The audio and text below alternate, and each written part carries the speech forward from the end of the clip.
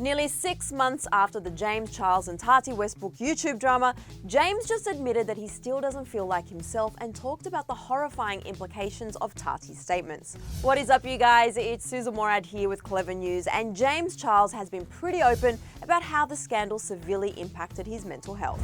He's talked about how it really made him check himself and value what's important in life. But I feel like this more than anything has always taught me, like, the social media world is always going to be there tomorrow, but like you never know like what's going to happen with your friends or your family. You need to cherish like every day like it's your last, and like really appreciate the relationships that you have. And he just opened up to Paper magazine in a candid interview about where he's at now 6 months later. He said, quote, "I'm not mentally in a place where I want to be. What's even harder to swallow is that it's been 6 months since all the drama happened. I thought by this time I'd be completely good, back to normal if you will, and that's not the case." And he also said that his takeaway from the entire experience was that you never really know who your true friends are, and that he learned to be grateful for the little things in life because it could all just go away. And in case you need a little recap on what happened, Tati not only accused James of betraying her Halo beauty brand by promoting its competitor Sugar Bear Hair, but she accused him of coercing straight men into questioning their sexuality, which led to a lot of online hate directed at James. At the time, James went from being one of the most powerful beauty influencers in the world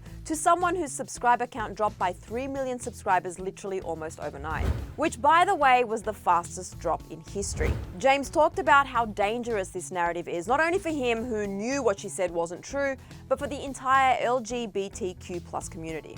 But I was also scared for the community as a whole, because what that statement implies is that gay men are all predatory, which is disgusting, not true, and very dangerous to put out there. It's been a narrative that has been used time and time and time again. He went on and explained how scary it was that the topic is what became the narrative of the entire feud. James said, quote, "The reality is that the hookup that was being discussed was completely consensual. It was with a boy who told me that he was bisexual and later on told the world he was bisexual. Therefore, there's nothing wrong with that." A few minutes into the conversation, I asked him about his sexuality, and he told me straight up that he was bisexual. Oh my God, you tried to trick a straight man into thinking he's gay. There was no straight men being manipulated anywhere in the story, like Tati mentioned.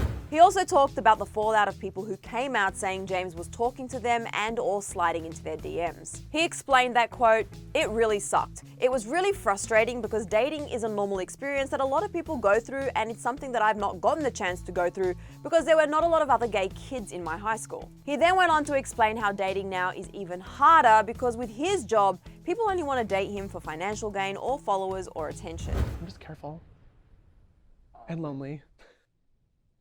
James also got into cyberbullying and cancel culture. He said, quote, "There's no other word to describe it other than just toxic. It's so toxic. It's behavior that should not be tolerated. And it's so easy to forget that when you're tweeting these people, there's a real person behind the other screen that's looking at that. It could truly push someone over the edge."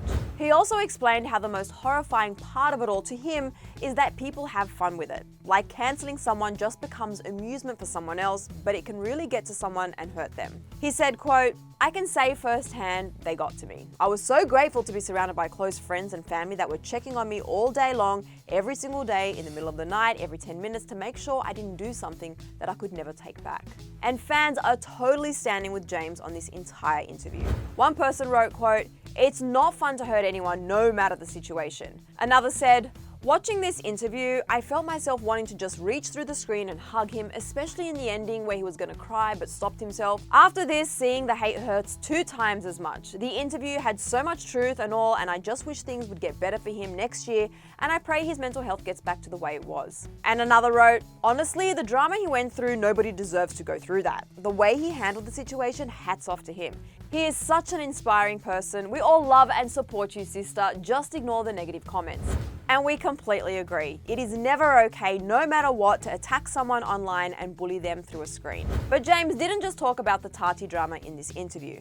He also talked about some of the positives that have come out of having his huge platform. James spoke about being the first male cover girl back in 2016 at only 17 years old. He describes the experience as, quote, "an iconic and cool moment that literally will go down in history." And he is not kidding. He talked about how some of his fans have actually sent him pictures of their history textbooks from school, and his cover girl story is talked about. That's when you know you've made it, I guess, when they're actually teaching about you in school. And James also talked about what's next for him. He said, quote, "If I'm sitting here until I'm 70 years old, blending my eyeshadow and filming tutorials, please, somebody unplug my camera and kick me out." And he explained that he'd like to explore singing along with tour opportunities, filming bigger scale projects and production. And as for whether or not his fans would support non-beauty related business endeavors, James is confident that they would.